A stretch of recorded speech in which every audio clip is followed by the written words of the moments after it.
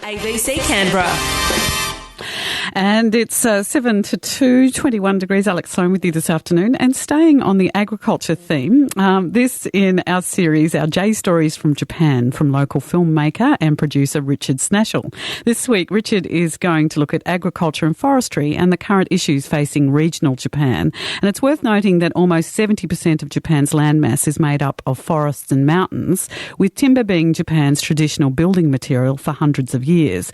With an ageing population, low birth rates and a deluge of cheaper imported products, rural Japan is struggling to survive as its younger populations desert the countryside for the cities. However, as Richard finds out, and you'll hear in this story, there's always hope for the future. That's a farmer in the Kii Mountains in the southwest of Japan, readying his rice fields for the spring planting.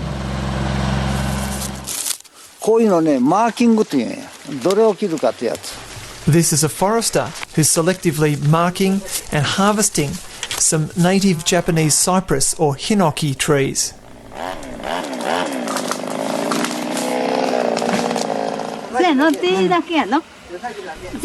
And that's the sound of a farmer, his wife and his sister harvesting shiitake mushrooms from logs that are strategically placed inside a small greenhouse.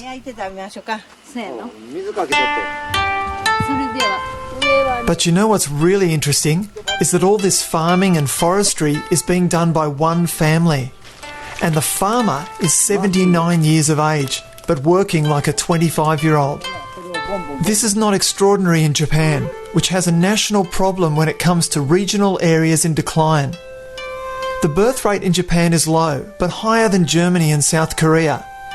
But the economy overall has been in recession since the 1990s, and in country areas the young people tend to leave for the big cities where they can study and find jobs. But with a population of 14 million, does Tokyo really need any more people? For a man like 79-year-old Hiromasa Kurisu, you keep ploughing on. And despite being a forester, rice, fruit, vegetable and tea farmer, Hiromasa has had to find other ways of earning income to support his family. He saw the writing on the wall years ago, and he opened a guest house in the 1980s, which over time has become his major source of income.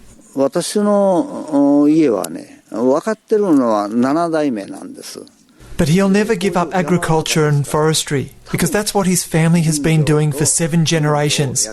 He's just doing it smarter.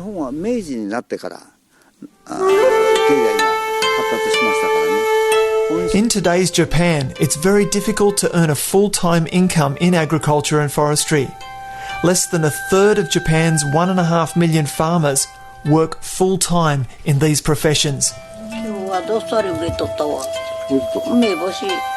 Hiromasa takes me to numerous farms in his local area, and everyone is pretty old by Australian standards. There are many farms being worked by women in their 90s who are living on their own. Their husbands have passed away, the children have long gone to the cities.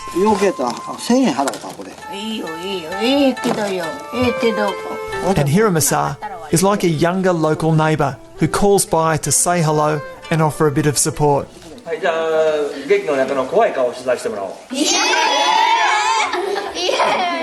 We visit his former primary school, which is set on a hillside with large grounds. However, when we visit a class, there are only around 10 students in that entire year. Hiromasa says when he was there were at least 120 students in each year. The Japanese government, led by Prime Minister Shinzo Abe, has a ministerial portfolio dedicated to revitalising rural economies.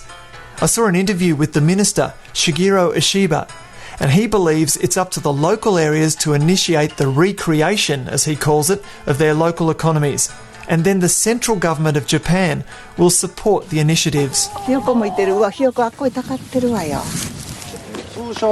Hiromasa takes me to visit some new local farmers in the area. Taizo and his wife Keiko. They're young at 67, and they've developed a stunning organic farm that seems to have a bit of everything. A retired policeman from Wakayama City, Taizo has extraordinary energy and passion, and is a real ambassador for this country lifestyle. 何やろやっぱり好き He and Keiko are even trying to develop a branding for the area to attract people to live here. However, they don't feel it's realistic to try and attract very young people. So maybe that's the market to target to revitalise rural areas of Japan, the newly retired. The official retirement age is 60, but we all know that Japanese people live to be much older and in much better health than just about every other country on earth. And by nature, the Japanese don't like sitting around. Hiramasa is a real optimist, and he's always been an innovator himself, so he feels positive about the future of regional Japan, despite what the conditions are like now. He's planning to work until the end of his life and wouldn't even consider retiring. I let him get back to climbing a tree to trim branches, and have to remind myself he'll be 80 soon. What a beautifully told story. Thank you, Richard Snashall. And if you're thinking of getting up a tree this afternoon, I'm not advising it. Incredible. That person 80 there trimming the tree. You are with Alex Sloane this afternoon.